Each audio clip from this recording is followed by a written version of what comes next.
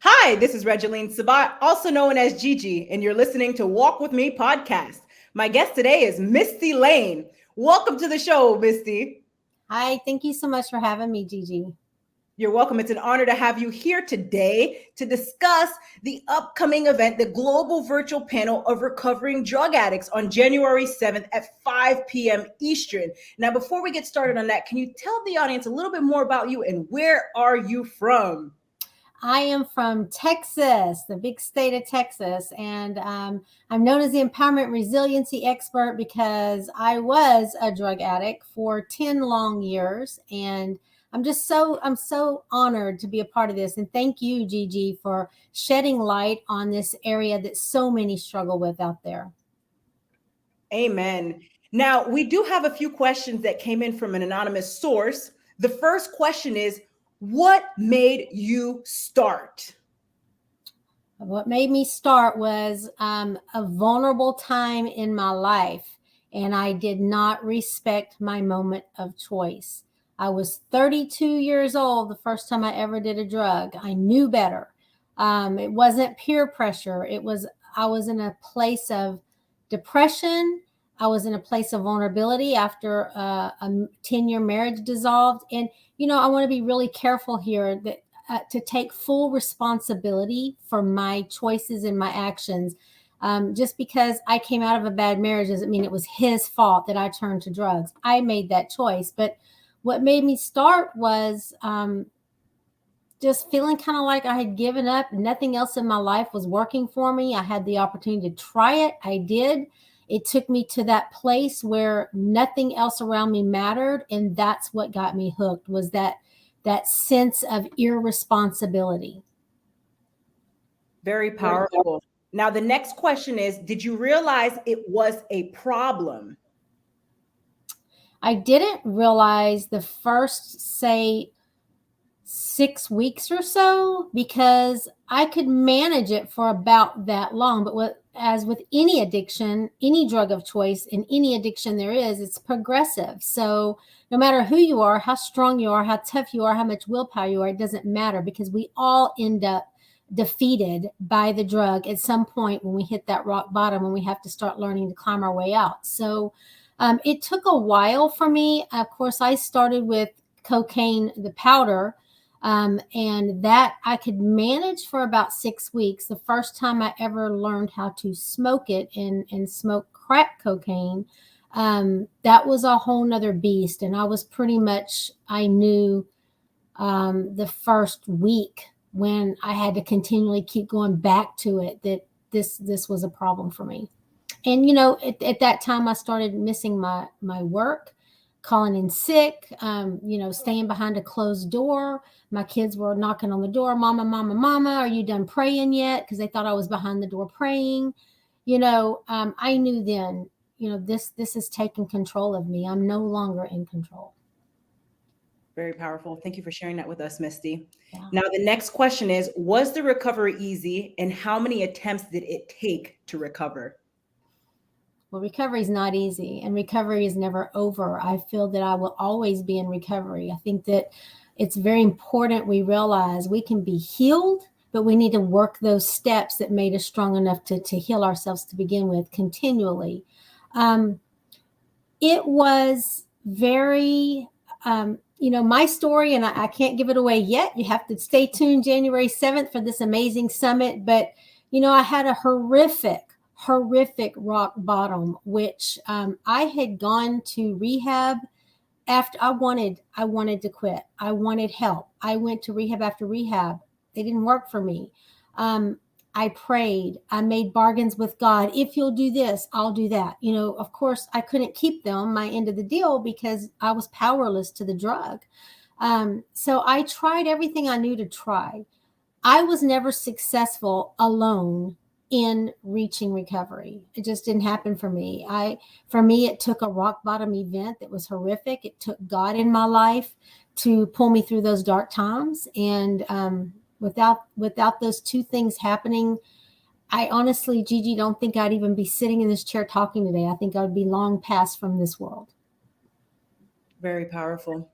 Now, the next question is, what was the lowest point in your life? that made you realize you needed to recover?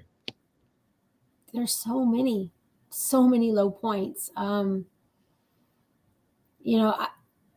hate to let's just say September 18th, 2007 was a monumental day for me. It was the day that I turned, that was my rock bottom day.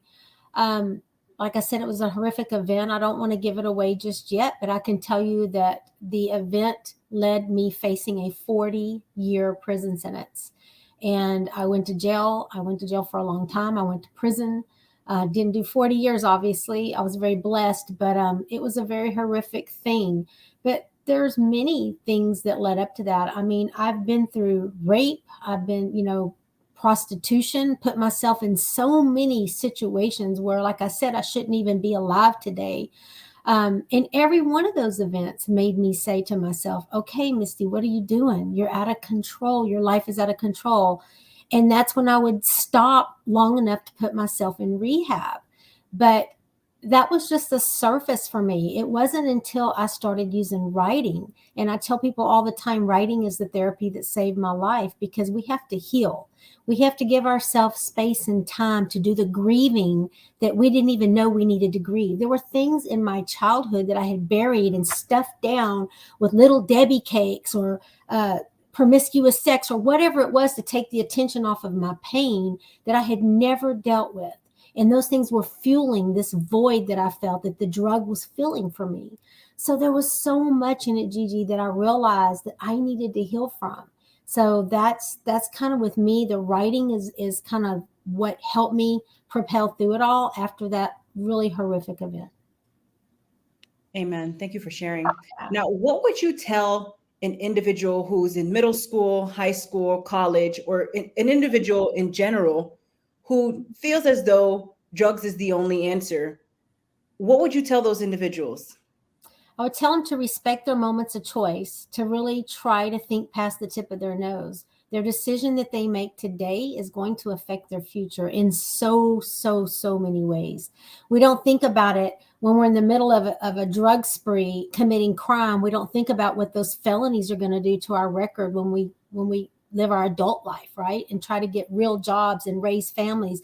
We don't think about the consequences. So what I would say to someone that's young and someone that's just now getting into an addiction is your life is worth it.